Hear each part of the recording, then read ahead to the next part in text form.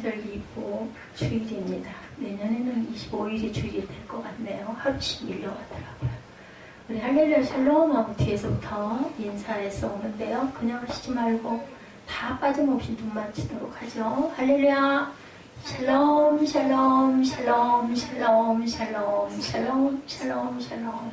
하나님 사랑합니다. 여러분 주 안에서 사랑합니다. 이철원 씨 나온 간증 보셨죠? 그분 얘기 들으면서 제 생각을 했습니다. 그러게요. 그러지 않을 때 건강관리 잘했으면 좋았을 건데 몸이 아프다 보니까 이건 하나님의 은혜다. 내가 살아있는 것도 또 내가 가는 것도 하나님의 은혜다 얘기하더라고요. 우리 에스더 집사가 나보고 수영장은 좀 무릴 것 같고 목욕탕이라도 한 주일에 한두 번이라도 가셔가지고 좀 냉탕, 온탕 이렇게 좀 몸도 좀 쭉 펴고 좀 하시면 어떨까요? 얘기를 하는데 제가 아유 집에 갔다 오는 것도 그것도 바빠가지고 정신이 없고 그걸 이중으로 그건 좀 어려워 얘기를 했는데 하나님께 그 마음도 그게 필요하다면 주시라고 기도해야 되겠죠. 기도밖에 없습니다. 마지막에 나오는 이동훈 목사님 오랜만에 뵀네요. 참 그분이 젊을 때부터 교회 학교 반사 선생님을 하실 때 집사님들이 그랬대요. 아유 그 청년 정말 굉장히 설교를 재밌게 해. 은사가 있는 것 같아 라는 얘기를 들었다는 말씀처럼 오늘 제가 그 말씀 꼭 간증이잖아요. 그 부분을 짧게 잘라서 영상에 또 하필 그 부분이 다 올라와 있더라고요. 제가 오늘 설교에 필요한 부분이어서 찾아봤더니 정말 은혜롭게 잘하시죠? 눈물이 벌컥 날 정도로 문변을 또 공부하셨다 하더라고요. 이렇게 그런 부분도 아주 뛰어나시고 그 밖에 못 나가게 몇 대 독자시래요. 그분이. 그래가지고 할머니가 밖에 못 나가게 문을 잠궜대요. 밖에서. 그리고 안에다가는 주시는 게 책밖에 없었다고 합니다. 맨날 책을 넣어주셔가지고 할 게 없으니까 아무것도 할 수가 없으니까 지금같이 뭐 휴대폰이 그렇게 뭐 애들이 몰래 그 짓 할 수 있는 상황도 아니었고 연세가 높으시죠. 저보다 연세가 많으신데 그래서 밤에서 할 수 있는 거는 책 보는 거밖에 없었다 그래요. 그래서 그 책을 많이 봐서 그 이후에 이렇게 글을 쓰고 그 목사는 될 생각도 안 했고 교수가 되고 싶으셨다고 말씀하시더라고요. 근데 어느 날 그 해외 유학을 하는데 강하게 갈라디아 말씀이 와가지고 그 자리에 무릎을 꿇었다라는 얘기를 제가 개인적으로 들었습니다. 이동 목사님하고는 제가 참 사랑을 많이 받았죠. 기초 때 겁도 없이 목사님들 설교하는데 다 끼어가지고 전도사 주제에 새생명교회 창립하고 나서 가가지고 설교를 70여 명의 목사님들 앞에서 담대하게 할 정도로 그런 부분은 또 하나님이 주신 것 같아요. 참 잊지를 못합니다. 우리가 분노가 일어날 때 어떻게 할 것인가. 스카솔주의 예수님처럼 친구가 되어주라에 나와 있습니다. 책에 분노에 대해서 언급하는 오늘 본문 내용이 그런 내용이죠. 우리가 본문 짧으니까 우리 한번 볼까요? 내 사랑하는 형제들아 너희가 알아라. 사람마다 듣기는 속히하고 말하기는 더디며 성내기도 더디하라. 사람이 성내는 것이 하나님의 의를 이루지 못한다. 그러므로 모든 더러운 것과 넘치는 악을 내버리고 너희 영혼을 능히 구원할 바 마음에 심어진 말씀을 온유함으로 받으라. 제가 느낀 것은 제가 성품이 별로 좋지 못해요. 급하고 제가 볼 때 온전치 않고 옳지 않은 거는 못 견디고 그러다 보면 막 화가 나고 분이 일어나죠. 그래가지고 확 지적을 하고 이런 부분이 강합니다. 근데 저한테 참 필요한 말씀인데 그렇게 해가지고 자녀하고 가족하고 관계가 깨지면 아니면 동료들하고 또 부부끼리도 관계가 깨져가지고 좋을 일은 아무것도 없더라고요. 그래서 이 말씀이 정말 필요한 말씀이다. 그래서 분노에 대한 이야기를 하고 있습니다. 자, 자신에게서 일어나는 분노와 상대방을 향한 비방의 화살이 얼마나 무서운 것인지를 말합니다. 스키솔주의 예수님처럼 친구가 되어라 이 책이에요. 뉴욕 타임즈 기자 팀 크레이더는 끊임없이 화낼 대상을 찾는 세태를 표현하기 위해서 분노, 포르노라는 용어를 사용하고 있습니다. 요즘 세태가 이렇다는 거죠. 편집자에게 날아온 수백 개의 댓글과 편지를 토대로 그는 많은 현대인이 누군가를 가해자로 몰아서 자신이 옳다는 느낌을 얻으려고 한다. 우리에게도 그런 경향이 있어요. 나는 정말 이렇지 않은데 하고 누군가를 비유하죠. 그래서 분노 포르노는 아무런 개인적인 책임 없이 다른 사람을 희생시키고 그리고는 쾌감을 느끼는 것이죠. 그런다는 점에서 포르노와 유사하다라는 주장이에요. 제 얘기가 아니라 이분의 책에 나와 있는 내용입니다. 이런 책임감 없는 분노의 표출은 새로운 현상이 아니라 신약 시대에도 존재했던 일인데 예수께서 많이 질책하셨던 바리새인들도 늘 남을 경멸하는 사람들이었고 죄라는 이름으로 사회적 분노를 한 개인에게 더 씌우는 사람들이었다. 그래서 의리분이라고 얘기를 합니다. 하나님 말씀에 비추어가지고 너는 이 부분 잘못됐어. 우리가 그럴 때 너무 많죠. 교회에서도 마찬가지예요. 성도들이 온전치 않은 모습 볼 때 속상하죠. 특히나 예배 시간에 찬양 시간에 휴대폰 보고 카톡 치는 사람들 보면은 굉장히 속이 상합니다. 저거 아니라는 거 본인 알 텐데 자꾸 보죠. 근데 그거 지적할 수가 없어요. 지적을 했다가는 관계가 깨지니까 그냥 마음으로 눈 감습니다. 그럴 때는 눈 감고 제가 눈 감고 찬양할 때는 그럴 때가 많아요. 마음을 다스리기 위해서. 제가 교회가 창립됐었던 초기에는 그렇지가 않았어요. 잘못된 거는 지적해야 된다라고 저는 생각을 했고 그게 하나님의 뜻이라고 제가 생각을 했습니다. 남편과의 관계에서도 그랬습니다. 근데 아마 지금쯤이었으면 용기가 사라져서가 아니라 하나님의 뜻이 꼭 거기에 있지 않다. 왜냐하면 그 사람이 그 부분이 부족하면 저에겐 또 제게 부족한 부분이 있거든요. 그렇기 때문에 하나님께서는 말씀하시죠. 형제를 용서하고 사랑하라고. 그래도 사랑하라고. 죄는 미워하되 사람은 미워해서는 안 되는 건데 우리는 화가 날 때는 그 사람이 밉잖아요. 아들이 말 안 듣고 거짓말하고 살살 속이고 하라는 대로 하지 않고 말대답하고 그리고 눈 이쁘게 안 뜨고 그럼 막 밉잖아요. 미우면 그 하는 짓이 미운 게 아니라 걔가 미워요. 솔직히. 그죠? 근데 그러면 안 된대요. 사랑하래요. 그래도 사랑하래요. 왜냐하면 하나님이 우리를 그러시니까. 예수님이 지금도 나를 그러시니까 제가 뭐 온전하겠어요. 예수님 보시기에 제가 온전하겠느냐고요. 아침에도 제가 일부 시간에도 울 뻔했지만 하나님이 왜 저를 세우셨냐고요. 우리가 알았습니까? 여기 성전이 이전을 해서 우리도 참 발이 안 떨어졌어요. 정말 새생명교회에 은혜가 있었죠. 기도가 쌓였던 그러한 터입니다. 또 그곳에서 강단이 보였었죠. 1년 반이나 보여가지고 누구에게 여기를 내드려야 되나 하는 기도를 했다고 제가 9시 예배에서도 그 얘기를 했습니다. 그런데 하나님이 직접 말씀하세요. 그거 가지고 계속 기도했더니 여러분 저나 여러분이나 누구나 우리 중등부 학생들도 뭔가 소원이 있으면 한번 끊임없이 기도해보세요. 어떻게 하라고요? 찾고 찾으라고. 구하고 구하라고. 그러면 내가 응답하리라고 말씀하셨어요. 제가 못 깨달으니까 직접 말씀하시더라고요. 너는 목사가 될 것이다. 교회를 신학생이 지난번에도 저 아침에도 얘기를 했지만 우리 기회 신학생들이 제일 많았었어요. 영산에서.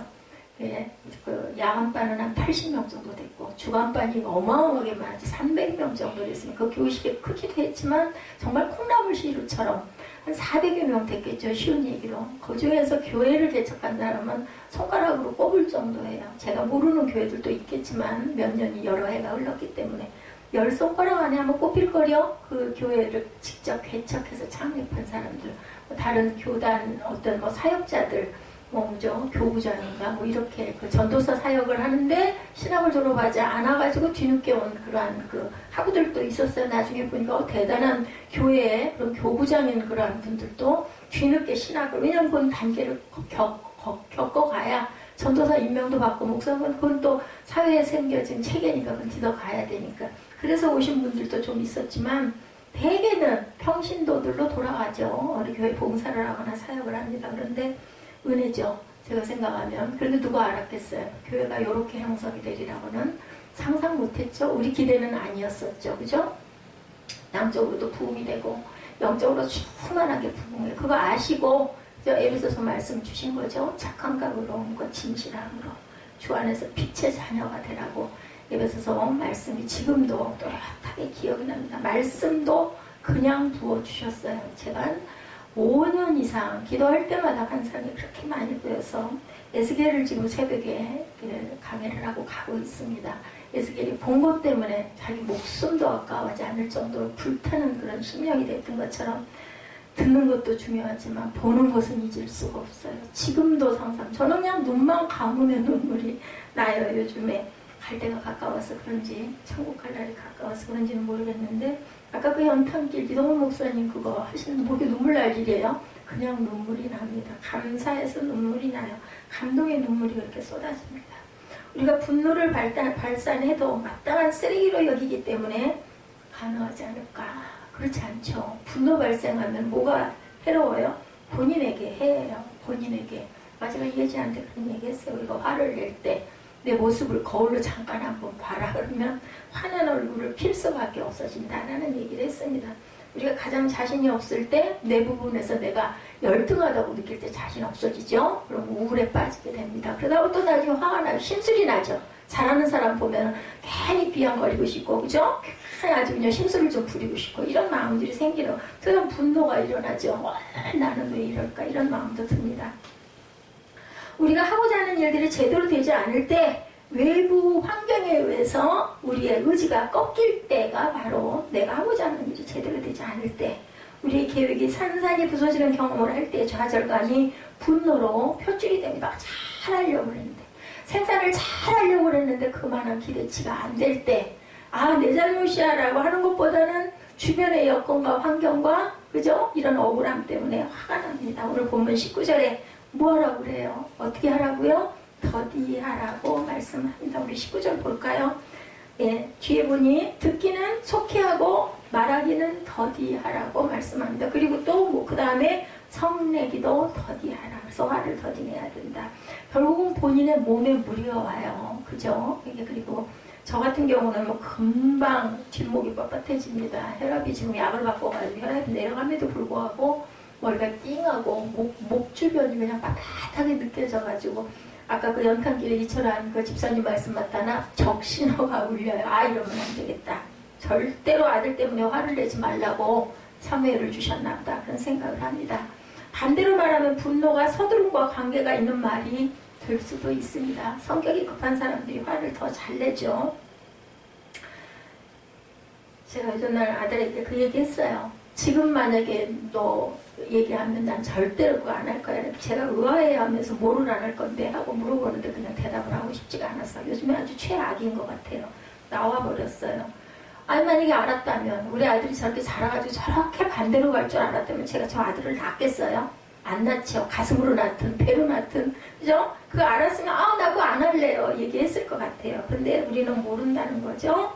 분노는 서두름과 관계가 있습니다. 이번 시리즈 말씀을 제가 이렇게 쭉 지금 요즘에 준비하죠. 죄를 이기는 능력, 그리고 절망에서 일어나는 능력, 어떤 능력들인가를 지금 제가 7월 이후로 그 중요한 절기를 빼고는 계속해서 지금 가고 있습니다.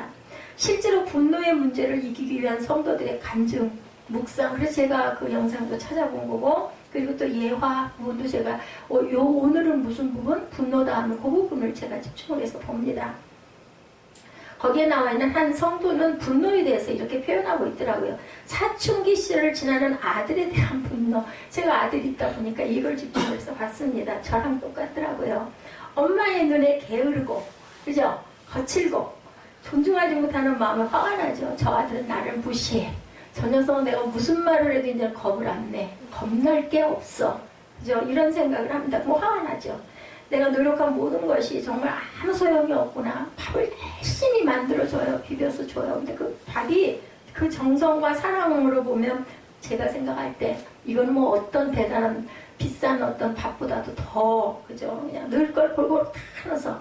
왜냐면은 그 혼자 먹을 때 반찬을 예를 들어 옆에 있으면서 챙겨준다 해도 그것도 골고루 안 먹거든요. 김치도 먹으라고 맨날 내줘도 김치도 안 먹으니까 과일까지 넣어가지고 그 영양밥을 만들어 줍니다. 아주 허리가 무너지려고 그러죠. 몸이 제가 정상이 아니다 보니까 아주 몸을 의지를 하지 않으면 뭐를 할 수가 없으니까 그렇게 해서 만들어줘도 어제는 가지고 갔던 그 도시락 싸줬던 그릇을 좀 챙겨와라 했더니 도시락을 닦지도 않고 갖고 왔더라고요. 이제는 아주 최악인 것 같아. 그렇지는 않았거든요. 그래도 닦아놨었는데 내가 간다고 그러면 밀어놨다고 그래도 그날은 닦아서 엎어놓거든요. 근데 이제는 아예 어제 그걸 그대로 들고 왔더라고요. 정말 이 녀석은 정말 양심이 없구나라는 생각을 했습니다. 그런데 분노의 이유를 쭉 생각을 해보니 이분의 얘기예요. 아들 둔분 제가 거기에 나도 그렇습니다. 동의가 돼서 이 부분을 발췌했습니다. 내가 서두르고 있구나라는 깨달음을 받았대요. 그 엄마는 그 아들이 그렇게 거꾸로 가고 말 안 듣고 게을르고 그리고 내가 무슨 말을 해도 겁도 안 내고 존중하는 마음이 너무 없어서 자식을 기다려주지 못하는 조급한 엄마의 마음, 그러면서 하나님께서 나를 보실 때 어떨까 이런 생각을 했다고 그래요. 이분 뭐 간증하시는 분들이니까 다 믿음이 있는 분들 아니겠습니까? 하나님의 진노를 나는 그러면 면할 수 있을까? 내가 아들에게 화를 내고 아들 때문에 실망하고 절망하고 내다 버리고 싶고 솔직히 그 마음 안 드는 거 아니야. 아우 포기해. 아유 제가 뭐를 하든지 난 몰라. 그냥 냅둘 거야. 그냥 뭐 생각도 하지 말 거야. 이런 마음 들잖아요. 그런데 이 집사님은 만약에 내가 하나님 보시기에 그럼 어떨까? 내가 아들을 못 기다려준다면 하나님이 나를 못 기다려서 그 화를 내시는 부분을 내가 면할 수가 있을까라는 생각을 했다고 합니다. 그러다 보니까 감사한 마음도 들고 두려운 마음도 들었다라고 고백을 했더라고요. 본문 19절에 더디하네라는 말씀과 20절에 답이 나와 있죠. 20절은 뭐라 그래요? 사람이 성내는 것이 하나님의 의를 이루지 못한다. 예. 위에 빛의 자녀들이 여러분에게 되라 하시고 정말 힘드시지 않아요? 이렇게 소수의 인원들, 가족이 구성원이 된 인원의 교회를 왜 세웠겠어요? 예수 믿는다고 다 예수 믿으면서 뭐 기도 좀 하고 감동 좀 왔다고 교회가 다 쓰겠어요? 아니에요. 이거는 하나님의 섭리인데. 아니 하나님 근데 요럴려면 뭐하러 교회를 구태여 세우십니까? 예수 잘 믿고 교회 열심히 나가면 되죠. 이런 마음을 제가 안 가져본 적이 없죠. 계속 기도할 때마다 난 도대체 하고 있는 게 뭘까? 이러려면 너무 부끄럽다. 목사로 이렇게 서서 내가 도대체 하는 일이 뭘까? 어깨만 무겁게 해주는 게 아닌가 이런 생각 참 많이 합니다. 근데 하나님의 뜻은 사람의 생각과 모습과 뜻과 보여짐이 다른 거죠. 이 소수의 인원들 속에서 하나님께서 택한 자녀가 하나님의 일을 감당할 자녀가 있기 때문에 네가 해야 할 일은 그거다라고 세우시지 않았을까. 그냥 교회를 나간다면 안 되는 부분이 있는가 보죠. 첫째는 저를 구원하셔야 되겠고 온전하게 은혜를 받아야 되겠고 거기서 난 싹들이 자라야 할 부분이 있어서 하나님의 뜻은 저희가 다 할 수가 없죠. 에스겔처럼 정확하게 깨닫고 예수님처럼 나는 죽어서 3일 만에 부활할까요? 라고 제자들에게 알릴 수 있을 만큼 내가 그 다음에 어떻게 될 것이야 까지도 안다면 좋겠는데 하나님이 이 길을 주신 거는 절대로 아무리 수천 번을 뒤집어봐도 내 뜻은 아니었고 하나님이 세우셨고 순종하셨고 그때 제가 기억이 납니다. 정바울 그 집사님이었었죠. 그때 얘기를 했더니 겁도 없이 어떡하려고 교회를 창립을 하려고. 근데 뭐 저는 두 말도 뒤를 돌아볼 수도 없었어요. 순종해야 된다라는 그 강한 그런 그 사명감이 불탔죠. 그때는 보는 사람마다 지겨워할 정도로 막 간증하게 내 입술이 그저 다칠 수가 없을 정도로 그런 열정을 하나님이 주셨습니다. 지금 같으면 아마 전우사업 보느라고 그런 용기를 못 냈을 수 있을 것 같은데 하나님의 마음은 절대로 뒤돌아보거나 아니면 계산을 하거나 이게 좋을까 저게 좋을까 어떤 게 나을까 이런 거 절대 못하게 하시죠. 두렵고 감사한 마음이 그 집사님은 그 어머니는 들었다고 합니다. 그래서 성내는 것이 하나님의 의를 이루지 못함이라. 이 부분의 상관관계를 우리가 생각해야 되겠죠. 하나님께서 분노를 참으심으로 우리가 경험하는 것이 하나님의 의라는 말이에요. 우리가 성내는 걸 참는 것. 참 많이 하는 말 가운데 분노 조절 장애. 아까 우리 본 내용에도 나와 있었죠. 제가 동영상 부분에도 뜻대로 되지 않을 때 감정을 조절하지 못하고 어떻게 돼요? 폭발되죠. 이렇게 분노를 조절하지 못하면 결국은 왜 이런 분노의 감정이 생기느냐를 우리가 살펴봐야 되는데 심리학자들은요 이 분노를 내가 불공평한 대우를 받았다고 느꼈을 때 내 마음속에서 일어나는 정서적인 반응이라고 정의를 했더라고요. 그런데 이런 감정이 지극히 자기중심적이죠. 그래요. 사람은 누구나 내 중심으로 생각을 합니다. 나는 이러이러하게 이렇게 열심히 정말 이렇게 죽을 정도로 힘들게 이렇게 했는데 결국은 뭐야 이걸 왜 내가 다 떠맡아야 돼 이런 마음 다 듭니다. 이런 정서적인 반응은 언제 일어나는가? 첫째, 불의와 모욕감을 느꼈을 때 사람은 분노합니다. 사람들은 자존심이 상처를 받았을 때 내 자신의 자존심이 상처를 받았을 때 나에 대한 험담이나 부당한 말을 하는 것을 들을 때 무시당했을 때 그랬을 때 자존감이 위협을 받아서 화가 납니다. 두 번째, 우리의 소원이나 기대가 좌절되었을 때 내가 원했던 것만큼의 기대치가 미치지 못했을 때 분노합니다. 자신에 대하여 실망할 때 화가 나기도 합니다. 일을 제 시간에 끝내지 못했을 때 아니면 또 저도 많이 경험했어요. 옛날에 주일에 예배를 가야 된다. 아주 멀었죠. 안산까지 다닐 때. 길이 그렇게 막혀요. 일찍 나왔는데도 불구하고 꼭 보면 사도신경 할 때 걸려가지고 주기도송 할 때 걸려가지고 교회 문을 못 들어가고 밖에서 기다리고 있을 때 너무너무 부끄럽죠. 하나님의 영광을 가렸다. 근데 온 시간이 1시간 반을 달려왔는데도 늦은 거예요. 이럴 때 이제 스트레스를 받습니다. 물가가 오를 때를 비롯해서 상대방에 대한 기대가 좌절되었을 때도 스트레스를 받습니다. 기대치가 있어야 화를 낸다고 하죠. 상대에 대해서. 세 번째로 분노는 어느 정도 학습이 되는 반응이라는 겁니다. 그래서 잠언 22장 24, 5절에 말씀합니다. 찾으실 수 있는 분은 찾아보시기 바랍니다. 잠언 22장 24, 5절입니다. 노를 품는 자와 사귀지 말며 울분한 자와 동행하지 말지니 그의 행위를 본받아 내 영혼을 올무에 빠뜨릴까 두렵다. 분노는 전염병과 같아서 전염되고 늘 불평만 하고 짜증이 나는 사람 곁에 있으면 또 다른 분노와 적개심을 느끼게 된다. 그래서 우리가 긍정적인 마인드를 가진 사람들과 가까이 지내야 된다. 잠언 22장 24, 5절입니다. 나중에라도 꼭 묵상해 보시기 바랍니다. 그래서 분노의 감정에 대한 반응은 어떤가? 분노의 감정에 대해서 왜 야고보 사도는 믿는 성도들에게 이렇게 권면하죠. 19절에 내 사랑하는 형제다 너희가 알지니 사람마다 듣기는 속히 하고 말하기는 더디하라. 그죠? 성내기도 더디하라. 분노에 대해서 성경은 자연스러운 감정으로 봅니다. 우리가 살아있는 사람은 성을 낼 수밖에 없다는 거예요. 그래서 하지 성 내지 말라고 안 하잖아요. 성 내기를 더디하라고 얘기를 합니다. 화가 나는 것은 당연한 거예요. 그죠? 이러이러한 지금 제가 쭉 열거한 내용 중에 하나 내가 속할 때 근데 그 화를 조절하지 못하고 폭발하는 게 문제인데 그걸 좀 어떻게 하라고요? 될 수 있으면 천천히 해라. 또는 우리 인간들이 분노하는 이유는 인간들이 가진 성정이라는 거죠. 자연스러운, 지극히 있을 수 있는 죽은 사람은 화 못 내잖아요. 그죠? 그래서 십자가 아래 죽어라 얘기는 바로 이런 부분을 죽이라는 거죠. 내 감정을 죽이라는 겁니다. 타락한 인간의 성정은 완전하지 못할 뿐 아니라 죄에 대한 경향이 있어서 쉽게 분노하게 되어 있다. 타락할수록 분노를 자주 하죠. 그래서 누가 그랬어요? 그죠? 아벨과 가인이 그랬죠? 가인이 화를 못 이겨서 동생을 첫 번째 살인을 하죠. 쳐 죽입니다. 돌로. 이러한 인간의 본성을 생각할 때 이 문제는 분노 자체가 아니라 분노가 행동으로 옮겨지게 된다. 살인도 불사하는 거죠. 화가 나면은. 그래서 우리 옛말에도 있어요.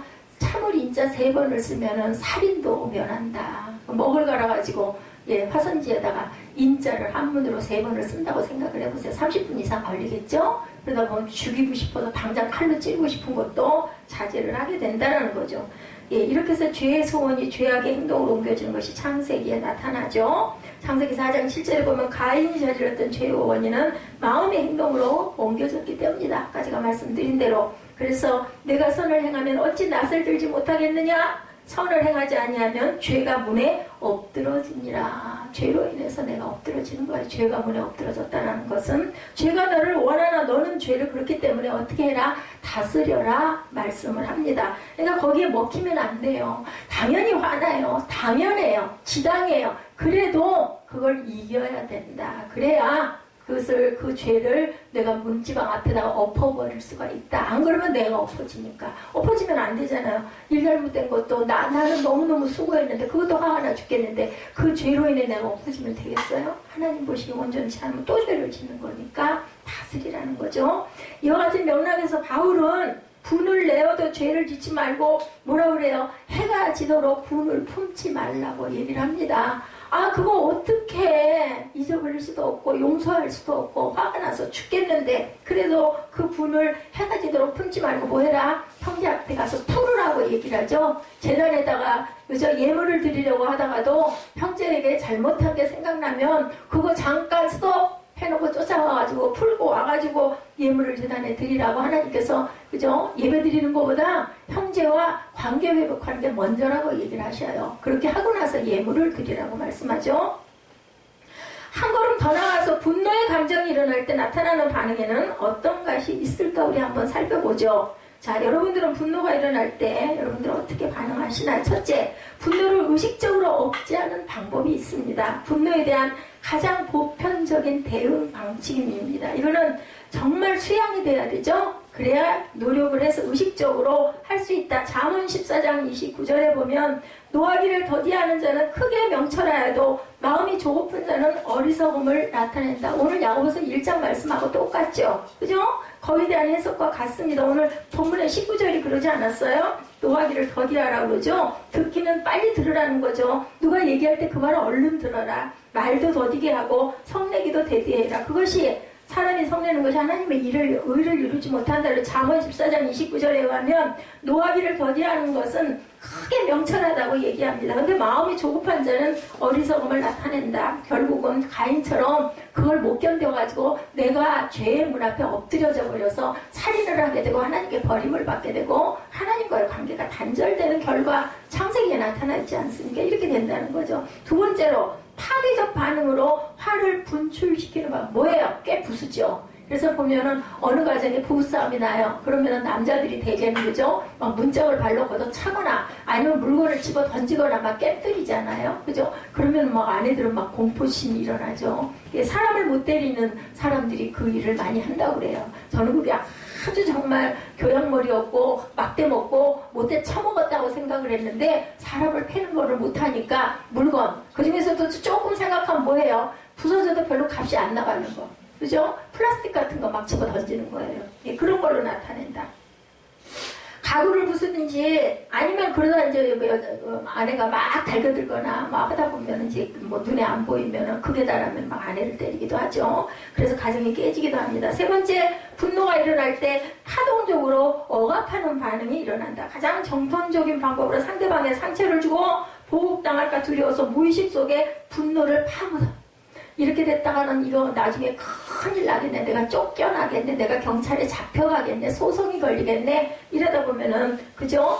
분노를 파묻는다. 우리나라에도 있죠? 화병이라고 부르는 거. 예, 이게 엄마들이 예전 우리 어머니들이 견디고 누르다 보니까 가슴에 무슨 덩어리가 올라갔다 내려갔다 한다고 그러죠? 화라고 얘기를 합니다. 자, 크리스찬들은 오래된 무의식 속에 화를 내서 안 된다는 고정관념 때문에 화를 억누른다고 합니다. 근데 억누른다고 없어지지가 않고 정신적, 신체적으로 질환으로 나타나요. 뭐 고혈압 증상이 나타나든지 아니면 심장에 어떤 무리가 일어나든지 그죠? 이런 부분들이 일어난다.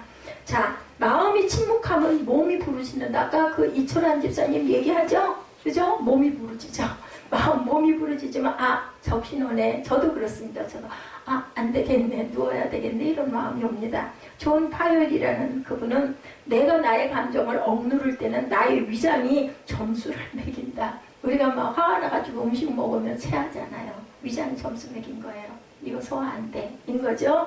억압된 분노는 위상과다를 촉발해서 소화가 안 되게 하거나 위궤양으로 나타난다. 우리 몸을 파괴합니다. 편두통, 알레르기, 막 두드러기 나는 사람도 있죠? 근육통, 심장병, 당뇨병, 암의 원인이 된다. 암을 앓는 분들은 마음에 큰 억압된 그런 것들이 쌓여가지고 결국은 암으로 표출이 된다고 얘기를 합니다. 그래서 제가 암은 안 걸릴 거야. 저는 그런 거 있으면 막 되거든요. 하나님께 퍼대든지 안 되면 뭐 카톡으로 누구에 그러니까 제가 그러면서 그 얘기하죠. 그냥 내가 이거 그냥 기도한다고 생각하고 그냥 듣고 넘기세요. 왜냐면 그걸 막 다 퍼내고 나면은 마음이 가라앉아요. 그리고 그냥 뭐 비워야지. 비워내야 됩니다. 무슨 방법으로 아니면 뭐 찬양을 막 열심히 한다든지 그죠? 아니면 뭐 재밌는 영화 한 편을 보고 그걸 날려보낸다든지 각자의 방법이 있습니다. 그게 안에다가 축적시켜서 좋을 일은 아무것도 없다는 거죠. 그리스도인들의 가장 위험한 것은 억압된 분노를 거룩한 인격이라고 혼동하는 거 그러지 마세요. 어떤 방법으로든 누구를 해치는 방법이 아니면 나름대로 뭐 물론 기도하고 찬양하고 예배드리는 것도 좋지만 그걸로 때로는 안 될 때가 있습니다. 말씀 묵상하는 것도 좋지만 안 될 때는 내가 가장 좋아하는 거 뭔가를 좀 하세요. 본인을 위해서. 그래서 그 부분을 풀어라. 뭐 스포츠도 좋겠죠. 달리기를 한다든지 뭐 수영을 한다든지.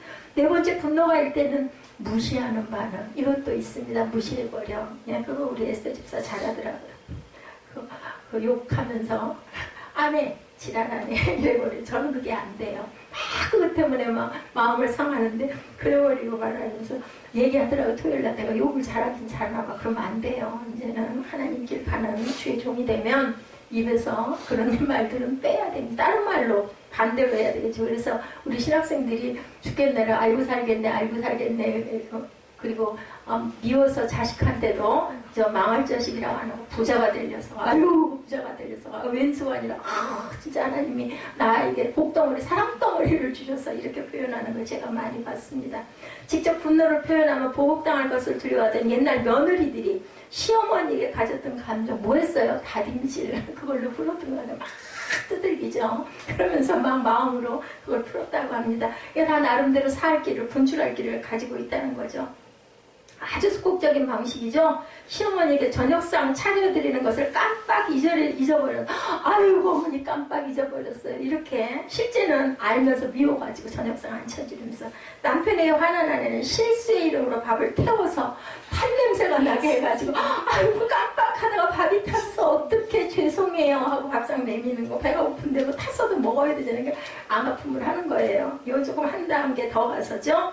문제는 말로 표현하지 않고 간직한 분노가 원한 감정, 복수심, 한으로 발전한다라는 얘기죠. 그래서 뭐 여인이 한을 품으면 온유오래도 서리가 낸다는 말도 있습니다. 우리나라 말. 심리학자 로저 바레트의 말을 인용하면 이렇습니다. 원하는 표현되지 않은 분노의 축적이다. 원하는 인간관계와 개인적인 안녕에 있어서 가장 파괴적인 감정이라고 이렇게 얘기하면 심리학자 얘기입니다.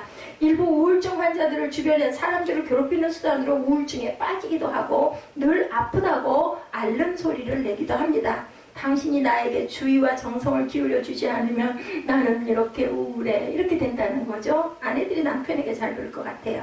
자포자기해서 어떤 일을 저지를지도 모른다고 협박 비슷하게 얘기를 하는 거죠. 이것은 일종의 심리학적인 협박이라고 합니다. 올바르게 분노를 다스리는 방법은 그럼 과연 어떤 것들이 있을까? 21절이죠. 야고보가 말하죠. 그러므로 어떻게 하라고요? 모든 더러운 것과 넘치는 악을 내버리고 너의 영혼을 능히 구원할 바 마음에 심어진 말씀을 온유함으로 받으라.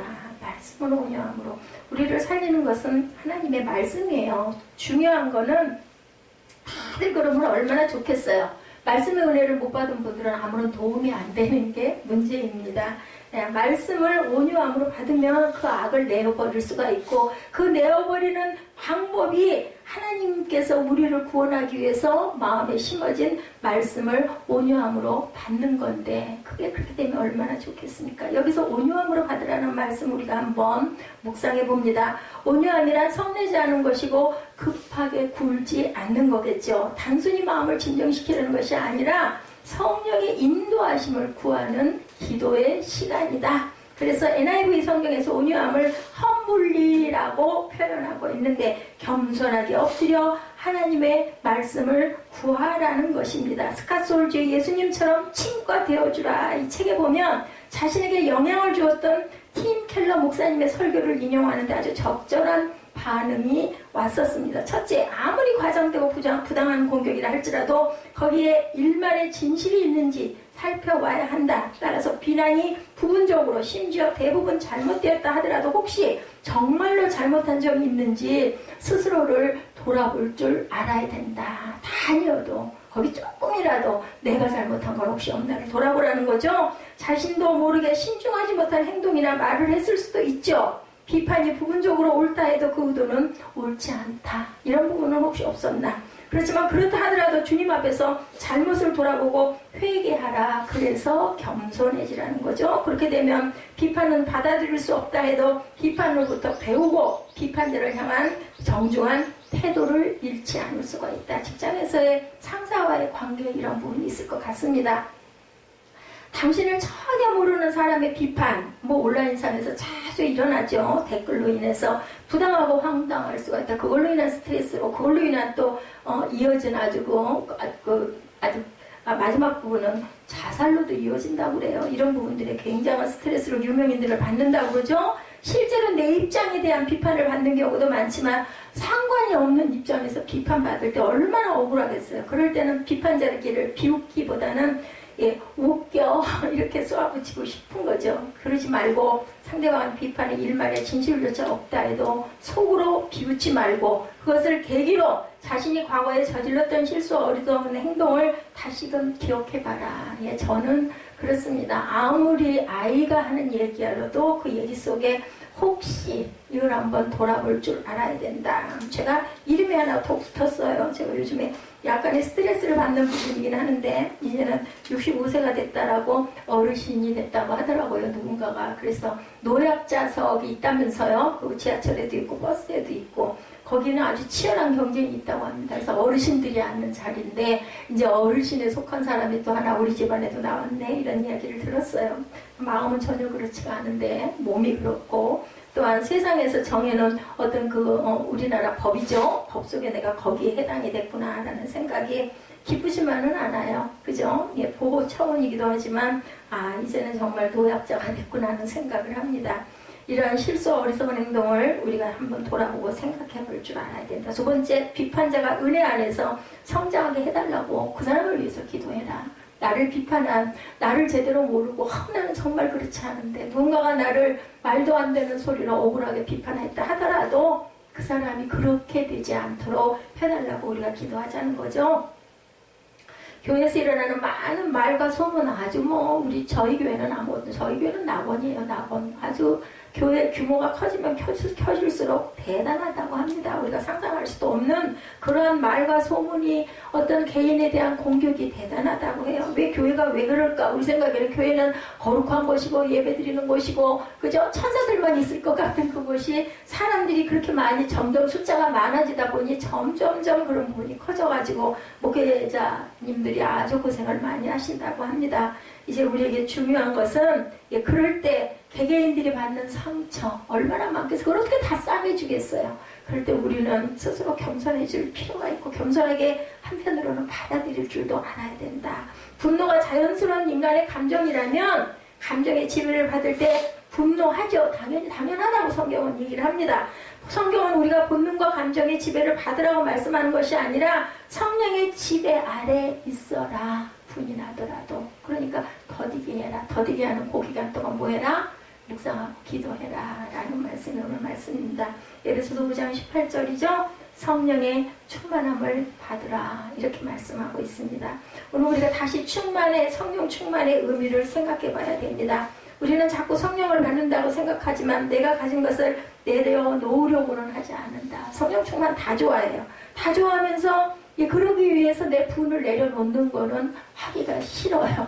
그리고 이게 어떻게 기적적으로 그 사람이 혼이 나거나 그 사람이 깨닫거나 그래가지고 내가 참 이겼으면 좋겠다. 아까 이철환 집사님 말씀 들어봤죠? 하나님께서 내가 원하는 걸 주시는 게 아니라 나에게 필요한 걸 주신다. 저는 동의하고 아주 공감합니다.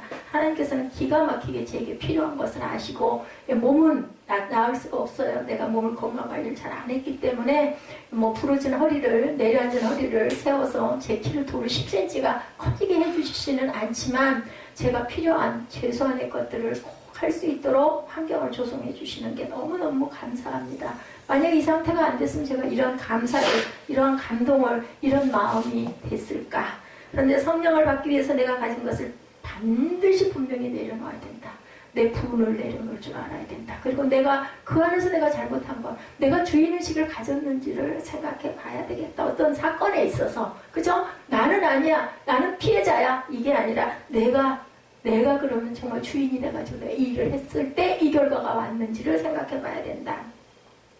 성령의 지배를 받기 시작할 때 비로소 우리는 우리의 죄된 본성에서부터 자유할 수가 있다. 진리가 너희를 자유케 하리니. 그죠?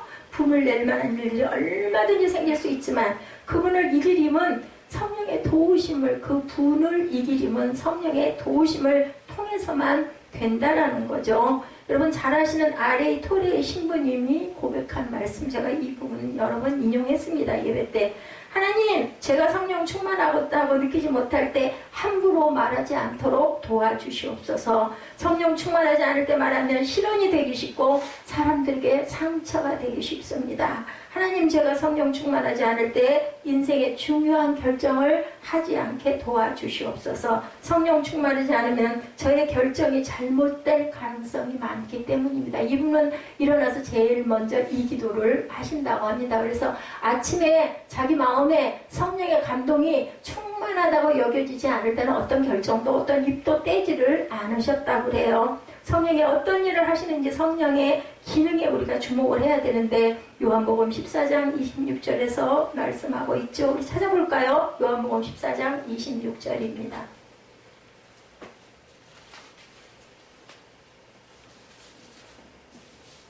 함께 합동합니다. 보혜사 곧 아버지께서 내 이름으로 보내실 성령 그가 너에게 모든 것을 가르치시고 내가 너에게 말한 모든 것을 뭐하게 하리라? 생각나게 하리라. 다시 한번 읽습니다. 보혜사 곧 아버지께서 내 이름으로 보내실 성령 그가 너에게 모든 것을 가르치시고 내가 너에게 말한 모든 것을 생각나게 하리라. 성령께서 우리가 분을 내야 할 일인지 아닌지를 깨닫게 하시고 지침을 주신다라는 거예요. 예, 맞습니다. 기도하면 분이 나고 눈물이 나고 억울하고 해가지고 기도하면 성령께서는 분명하게 우리에게 깨닫게 알게 합니다. 자, 옛날 신문에 이런 기사가 실린 적이 있었다고 그래요. 어느 신학생이 도둑질을 하다가 걸렸어요. 우리가 생각해보면 말도 안 되죠. 신학교 간 신학생이 도둑질을 했다라는 거 말도 안 돼요. 근데 이런 사건들이 너무너무 많은 거예요. 경찰이 이 사람을 잡아서 조사를 하는 중에 그 사람이 신학생이라는 신분이 밝혀지고 왜 신학생이 도둑질하게 되었는지를 묻게 됐다고 그래요. 이 신학생은 아주 어려운 사정에 처해 있는 사람이었고 그때 신학생은 돈을 보자마자 나머지는 아무것도 생각이 나지 않고 단지 돈을 훔쳐야 되겠다는 생각밖에 안 났다라고 이렇게 고백을 했다고 합니다. 자, 삶의 위기의 순간이 코앞에 탁 닥친 거예요. 야, 여러분들 아시죠? 장발장 뻥 하나 먹었다가 그죠? 감옥에 갇히는 사건. 결정적으로 나를 화나게 하는 순간에 우리가 성령의 지배를 받지 못한다면 우리는 그리스도인이라고 할 수가 없다. 우리가 성령 충만해서 성령의 지배를 받기 시작할 때 비로소 분노를 제어하는 방법을 배우게 된다는 거죠. 결정적인 순간에 아무것도 생각나지 않은 순간 우리가 어떤 것에 지배를 받아야 할까? 성령 세례는 우리 삶에 한 번이면 족하다고 해요. 그런데 성령의 충만은 매일매일 삶 속에서 이어져야 된다. 이 신학생이 뭐가 부족했어요? 성령 충만이 부족했어요. 그러다 보니까 돈이 너무너무 필요하니까 돈을 보자마자 아무 생각도 안 난 거죠. 아유, 하나님 이거 어떻게 해요? 그게 아니라 무조건 저거 훔쳐야겠다 생각이 든 거는 여기에 증거예요. 성령의 충만함이란 그러므로 매일매일의 삶 속에서 하나님의 음성을 듣는 훈련을 해야 된다. 그래서 어떤 집사님이 나중에 전도사님 되신 분 그 간증을 제가 들어보니, 그죠? 이분이 막 이혼하게 되고 남편이 빚을 잔뜩 지고 도망가고 아주 딸 하나를 데리고 죽을 지경이 되어 있을 때 교회 가가지고 은혜 받아서 한 행동이 운전을 하면서 혼자 운전을 하죠. 하면서 옆자리에 성령님 여기 앉으세요. 저랑 같이 가세요. 성령님 제가 어디를 가요? 성령님 이거 어떻게 할까요? 항상 얘기를 해야 돼. 아무도 없어요. 근데 입술로 얘기를 했다는 성령님 이거 어떻게 할까요? 성령님 이럴 때 저는 어떻게 해야 돼요? 항상 그분을 모시고 다녔다. 결국은 그래서 목사님의 귀한 사모가 돼서 사역을 잘하고 계십니다. 이렇게 성령 충만을 항상 재충만을 해야 되는데 그것이 방법이 있다는 거예요. 나름대로 각자의 방법이 조금 다를 수는 있지만 기도를 통해서 찬양을 통해서 간증을 통해서 말씀을 묵상함을 통해서 아니면 예배를 통해서 아니면 어떠한 그런 귀한 큐티 나눔이나 이런 걸 통해서 우리는 매일매일 성령의 재충만을 받아야 된다. 때도 하나님의 음성을 듣기 위하여 묵상하는 삶을 우리는 이런 여러 가지 방법으로 살아야 된다. 우리가 감정을 조절할 수 없을 때 성령의 도우심을 받기 위해서 타임아웃을 외치는 훈련을 해야 된다는 거죠. 자, 목회 상담을 하는 분들이 제안하는 것 중에 하나입니다. 분노를 조절하는 기술로 알려지는 중간 휴식이 타임아웃이에요. 타임아웃. 예, 이렇게 불려진다고 합니다. 잠시 진정하고 나의 처신에 대한 결과를 고려해 보는 것. 그렇게 함으로 무분별한 대응을 피한다는 거예요. 내가 어떤 나쁜 아니면은 경솔한 결정할 것을 피하고 잠깐 우리 선조들이 아주 지혜롭게 차물인자 세게 쓰는 그 순간을 얘기하는 것 아닐까. 오늘 19절에 성내기를 더디하라는 충고, 이 비유는 20절 말씀 때문이죠. 성내는 것이 하나님의 의를 이루지 못하니까 너희들이 성을 내되 더디게 내라. 성을 낼 일은 당연하다라는 거예요. 그럴 수 있다. 그러면 화가 나는 순간에 잠깐 타임아웃 하고 하고 외치고 잠깐 생각하라. 숨을 좀 들이마시고 눈을 감으라는 거죠. 제가 카톡하는 거 보면서 눈 감는 거. 그게 제가 눈을 감을 때는 뭐가 있어서 눈을 감는 거예요. 물론 때로는 눈이 아파서 피곤해서 일 때도 있지만 아니면 눈물이 나려고 할 때도 있지만 그럴 경우도 있습니다. 타임아웃 하는 거예요. 타임아웃. 아니면 본인이 좀 깨닫기를 바래서 일 때도 있습니다. 시편 37편 우리가 아주 사랑하는 부모님입니다. 우리 잠깐 뭐 한번 읽어볼까요? 37편 7절에서 9절, 22절에서 24절까지 시편 37편 찾아서 함께 고백해봅니다. 시편 37편 7절입니다. 야훼 앞에 잠잠하고 참아 기다리라. 자기 길이 형통하며 악한 길을 이루는 자 때문에 불평하지 말지어다. 분을 그치고 노를 버리며 불평하지 말라. 오히려 악을 만들 뿐이라. 진실로 악을 행하는 자들은 끊어질 것이나 야훼를 소망하는 자들은 땅을 차지하리로다. 22절입니다. 주의 복을 받는 자들은 땅을 차지하고 주의 저주를 받는 자들은 끊어지리로다. 야훼께서 사람의 걸음을 정하시고 그의 길을 기뻐하시나니 그는 어머지나 아주 엎드러지지 아니하면 야훼께서 그의 손으로 붙드시리로다. 아니 우리가 어떤 억울한 경우를 당해가지고 그저 너무 속상한데 그 분을 못 참아가지고 엎드러져 버리면 넘어져 버리면 더 속상하잖아. 이중으로 그죠? 이중으로 손해를 보는 거지. 그렇게 해서는 안 되는 거죠. 분을 절대로 그렇게 아무렇게나 발산하지 않아야 된다는 거. 어렵죠. 당연히 억울하죠. 아니 누구도 화가 나죠. 그럴 때 우리는 크리스찬이기 때문에 하나님께서 하나님의 의를 이루지 못한다고 했으니까 잠깐 참고 그저 나름대로의 방법으로 분을 이겨야 된다라는 겁니다. 부부싸움을 심하게 하는 어떤 부부가 정신과 의사를 찾아갔답니다. 의사가 자초지종을 듣고는 노란 물약이든 큰 통을 하나 가지고 와가지고는 만약 화가 치솟거든 이 물약을 3숟가락씩 꼭 드십시오. 한 숟가락 들고 한 숟가락 입에 넣고 1분 머금었다가 삼키고 한 숟가락 입에 넣고 1분 머금었다가 삼키고 이걸 꼭 3모금씩 3번 3숟가락씩 먹으라고 부부에게 줬어요. 반드시 근데 한 번 먹고 1분을 입안에다 넣었다가 삼키는 게 필요합니다. 얘기를 합니다. 부부는 의사 말한 대로 화가 나면 물약을 마셨어요. 물약을 먹고 3분이 지나니까 신기하게 마음이 가라앉더라는 거죠. 그리고 얼마 후에 약이 떨어졌어요. 얼마나 열심히들 먹었으면 그 큰 통으로 준 약을 둘이 얼마나 퍼먹었으면 문제가 많은 부부였겠죠. 그러니까 병원까지 찾아왔겠죠. 약이 떨어져가지고 의사에게 다시 가가지고 의사 선생님 약 좀 다시 주셔야겠어요. 다 먹었습니다. 그 바람에 그 약을 먹고 분을 많이 가라앉혔습니다. 했더니 의사가 뭐라고 대답할게요?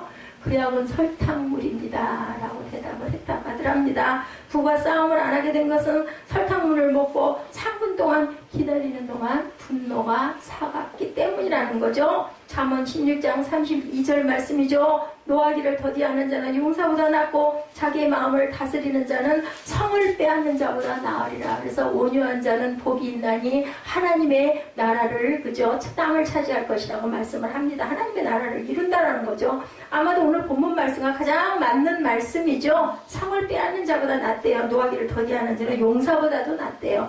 자, 분노. 그것이 의로운 분노든 불의한 분노든 결코 빨리 행동에 옮기지 말라는 것이 바로 답이에요. 그 순간에 하나님과 씨름하는 큰 영역으로 들어가야 된다. 야곱이 어떻게 했어요? 하나님과 씨름하죠. 그래서 결국은 이스라엘이라는 이름을 받게 됩니다. 하나님과 싸우는 것은 하나님과 함께 되새김질하는 모든 일을 포함하고 있다라는 거. 하나님의 씨름 얼마든지 하시기 바랍니다.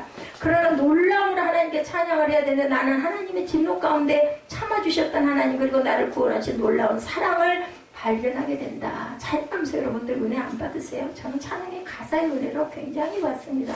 그리고 무엇보다 나의 삶 속에 신실하셨던 하나님을 발견하게 됩니다. 아까 1535장 이 찬양이 어저께 말씀 준비할 때 오 신실하신 주, 오 신실하신 주, 내 너를 버리지도 않으리라. 이 찬양이 제게 아주 깊은 감동으로 왔습니다. 오중이나 어저께 힘들고 바빴으면 이제 또 식사 대접을 할 일이 있어가지고 그것까지 챙기고 아주 파 김치가 되는 데다가 싱크대 속에 밑에 그 꽈배기 줄이 자꾸 빠져가지고 물바다가 돼가지고 그거를 치우느라고 아주 분욕을 치르고 아주 정말 뭐 밥맛도 없어질 정도로 죽을 지경이어서 이걸 못 찾았다가 아침에 급하게 이걸 찾았어요. 자, 우리가 부르는 수없이 많은 시편의 내용이 때로는 분노 속에서, 때로는 탄원에서, 때로는 처절한 울부짖음 가운데 고백되어질 시편 말씀이 다 그거 찬양이에요. 구약에는 이게 다 거기에 가사가 붙여져, 곡조가 붙여져 가지고 궁중에서 찬양한 그 예배 드릴 때 썼던 그런 것들이 이 시편입니다. 평생을 함께 싸웠던 부하들이 등을 돌리고 오히려 다윗을 저주하죠. 다윗이 아들 압살롬에게 쫓겨서, 궁에서 쫓겨나 아들의 반역을 일으켜가지고 궁전에서 신발도 못 신고 맨발로 도망가는 그런 상황이 있어요. 열왕기상에 보면은 다윗은 하나님을 찬양했다고 그래요. 그 상황에도 현재 자신이 어떠한 모습으로 있든지, 누가 나를 어렵게 하든지, 사울왕의 자신을 그렇게 죽이려고 했었던, 그때도 보호하셨던 하나님께서 분명히 나를 또 보호하실 거라는 걸 확실하게 믿다. 오, 신실하신 주예요. 그죠? 자, 이제 우리는 이런 선택의 갈림길에 매일매일 2018년에도 그런 날들을 접하실 것입니다. 절대로 평탄하고, 절대로 문제가 없고, 절대로 좋은 날만 있지 않아요. 똑같이 그런 날들은 다가옵니다. 우리의 분노 가운데 죄의 소원을 따라서 죄악을 저지를 것인지, 아니면 분노는 우리의 본성이긴 하지만 야합에 참하게 묵상하면서 내가 모든 신원을 들으시는 하나님께 내가 고백할 것인지, 선택은 누가? 저와 여러분의 몫입니다. 다른 반대의 의미일지 모르지만 내가 그리스도인이라면 분노 가운데 찬양해야 될 줄로 믿습니다. 당신이 성령의 인도하심을 받는 사람이라면 분노 가운데 우리의 삶을 가르치시고 인도하시는 보혜사 성령님의 말씀에 귀를 기울이게 될 것입니다. 우리는 이렇게 하나님의 관점으로 살아가야 할 구별된 자녀라는 것. 성령께서 우리의 삶을 인도하실 때 우리가 분노를 이기게 되는 것은 새로운 눈으로, 다른 눈으로 세상을 보기 때문이라는 거죠. 하나님의 관점이 우리의 삶을 지배하기 때문이고, 우리의 마음대로 되지 않는 장애물을 만났을 때 그것을 축복으로 바라보는 다른 눈을 가져야 된다. 장애물 하나를 지날 때마다 하나님께서 우리를 새로운 계획 속으로 이끄신다는 그 확신을 가져야 된다는 거죠. 자, 한옥 목사님의 아멘 다음이 중요하다는 것에 나오는 이야기에 보면요, 하나님께서 택하신 다윗을 이 땅에 알리게 된 결정적인 계기는 누구를 만났기 때문이다? 골리앗을 만났기 때문입니다. 골리앗 없는 다윗은 우리가 알 수가 없고 상상할 수도 없죠. 골프공 혹시 아세요? 저는 잘 모릅니다. 근데 표면이 울퉁불퉁 굴곡이 있다고 하네요. 그 굴곡이 몇 개인지 세어본 사람은 없다고 합니다. 아마 너무나 많기 때문에 대략 400-500개 정도의 딤플, 그 골이 있다고 합니다. 그런데 처음에 골프공은 매끈매끈했었다고 그래요. 그런데 어느 날 표면이 매끄러운 공보다 굴곡이 있는 공이 쳤을 때 훨씬 더 많이 나갔다고 그래요. 그래서 그것을 발견하고 표면에 있는 딤플이 공기의 저항을 줄여준다는 걸 알았다고 합니다. 우리 인생에 고난과 역경이 있어야, 아까 이철환 집사님이 얘기하죠. 찾아오는 하나님, 만나게 해주시는 하나님. 근데 그것을 잡지 않으면 소용이 없어요. 분노로 그냥 그쳐버리면 그냥 거기서 끝납니다. 예, 베드로와 유다가 다른 점, 가룟 유다가 다른 점 여러분들 아시죠? 깨닫고 알고 회개할 줄 아는 것과 아닌 것의 차이지 그 이상은 아무것도 없습니다. 분노한 상황일 때 하나님의 계획을 생각하는 저와 여러분이 되시기 바랍니다. 분노를 잠재우는 가장 좋은 방법, 묵상이죠. 묵상이란 우리의 삶에 역사하시는 성령님의 손길을 깨닫기 위한 시간이고, 하나님의 마음을 헤아리기 위해서 우리 속에서 일어나는 감정을 잠시 잠재우는 것이 바로 묵상이죠. 우리 마음에서 들리는 분노의 소리가 아니라 우리 인생을 이끌어가시는 하나님의 손길을 느끼시는 그러한 시간을 가지시는 저와 여러분 되시기 바랍니다. 우리에게 주어진 시간이 새로운 의미로 쓰여지게 됩니다. 올란전에 참전했던 미국 병사 중에 많은 사람이 붙잡혀 포로 생활을 했는데, 포로가 된 상황에 분노하고 분노가 좌절로 바뀌는 순간 아주 참으로 쉽게 수용소에서 다들 죽어간다고 하는데요. 수년 동안 포로 생활을 의미 있게 보낸 소수의 사람들이 있다고 하네요.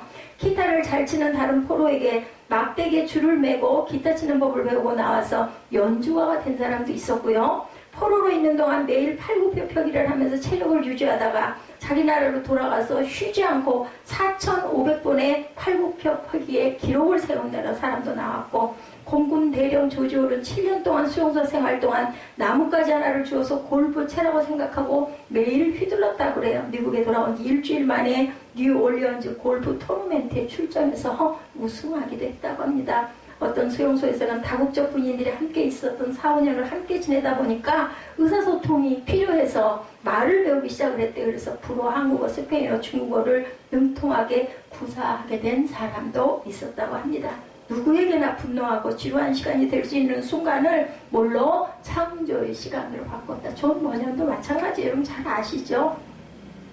여러분 잘 아시는 악동 뮤지션, 이 사람도 몽골의 선교사 자녀로 태어나서 남매는 돈이 없어서 학교를 갈 수가 없었다 그래요. 아버지가 사뒀던 기타 하나를 가지고, 그죠? 그 악동 그 뮤지션의 그 오빠가 열심히 무료함을 달리느라고 기타 연주를 하면서 곡을 써가지고는 K-pop 스타가 됐죠? 자, 이철한 시즌 연탄길, 아까 그 이동훈 목사님을 통해서 보신 것처럼 자기 아들이 머리를 다쳐가지고 병원에 3년을 누워있다 보니까 눈만 오면 걱정이 돼서 내 아들 같은 그 또 아들이 또 딸이 그렇게 다치면 안 되니까 그 먼 거리를 와서 노인이면서도 거기를 삽으로 깎아내면서 내 기도야, 내 기도야. 내 아들이 깨어나기를 바라는 내 기도고 다른 어떤 아들이나 딸이 그런 일을 당하지 않도록 하나님께 올리는 내 기도야. 여러분 목이 메이지 않으십니까? 그죠? 우리를 세상에 놔주신 건 나만 잘 살라고 놔주신 게 아니에요. 누군가에게 내가 살아가는 자취를, 영향을, 그죠? 빛을 끼치고 가라고, 깨달으라고 저를 세워놓으시고 설교하게 하시고 여러분이 듣게 하시고 그 듣는 속에서 생명을 발견하시고 새로운 삶을 눈이 바뀌고 생각이 바뀌고, 그죠? 하나님의 나라를 바라볼 줄 아는 세상을 만들라고 저와 여러분을 세워놓으시고 앉혀놓으셨다는 거 저는 갑니다. 얼마가 될지.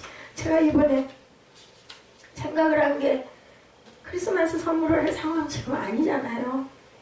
그냥 섭섭하니까 얘기를 제가 했었죠. 문화상품권 하나씩 해서 섭섭하니까 그거나 전달하고 우리 예지가 자랑스럽게 고등학교 입학을 좋은 학교에 원하는 학교에 했으니까 상을 주기도 줘야 되겠지만 교복을 한번 해줘야 되겠다. 그러려면 너무너무 여유가 없으니까 예지는 교복하는 걸로 그걸로 끝내고 나머지는 선물을 하지 말고 문화상품권 한 장씩만 나누고 카드나 써서 매달고 이렇게 해야 되겠다 하고 제가 한 달여 동안 묵상을 하고 막연했죠. 처음에는 그 결정은 했었고 막연해서 오는데 일주일 동안을 카드를 앞에다 놓고 카드를 쓰는데 카드를 한자도 쓸 수가 없는 거예요. 저는 하나님이 주신 특성 중에서 내 마음에 오지 않는 걸 하지를 못해요. 그게 좀 융통성이 있어야 되는데 입술로라도 그냥 가짜로라도 할 줄도 좀 알아야 되는데 그걸 저는 못합니다. 근데 어느 날이면 제가 깨달아지는 게 뭐 카드 요즘에 얼마나 요즘에 문자로 그죠 카톡으로 이쁜 문의도 많고 그죠 이모티콘도 얼마나 많습니까? 오히려 그게 나을 수도 있죠. 삐뚤빼뚤 글씨 써갖고 준다고 누가 한 번 읽고 그냥 어딘가 놔뒀다 버리게 되지 않습니까? 아 그렇다. 하나님께 내가 또 그래도 어쨌든 목사인데 하나님께 우리 자매들, 우리 성도들, 우리 자녀들 그죠? 또 우리 중보기도 하고 있는 아픈 분들을 위해서 하나님께 기도해야 되겠다. 그 마음이 들어가지고 그 기도 글귀를 골라서 마음에 감동이 오는 대로 보니까 쓰고 나서 보니까 12명이더라고요. 그 기도를 제가 썼습니다. 써서 빨간 봉투가 너무너무 이뻐가지고 매달았어요. 다음부터는 내년부터는 우리 크리스마스 되기 전주, 주일날, 뭐 주중에 나오시는 거 힘드시니까 주일날 3부 예배를 못 드리더라도 다 같이 모여가지고 카드를 제가 교회에다 사놓을게요. 그렇게 해서 누군가에게 하고 싶은 말 아니면 축복하고 싶은 그런 구절들, 마음들을 그렇게 증거를 해가지고 우리 추리도 조금 일찍 하고 11월 마지막 주일쯤 그렇게 해서 추리도 만들고 이번엔 늦었어요. 12월 첫 주에 했죠.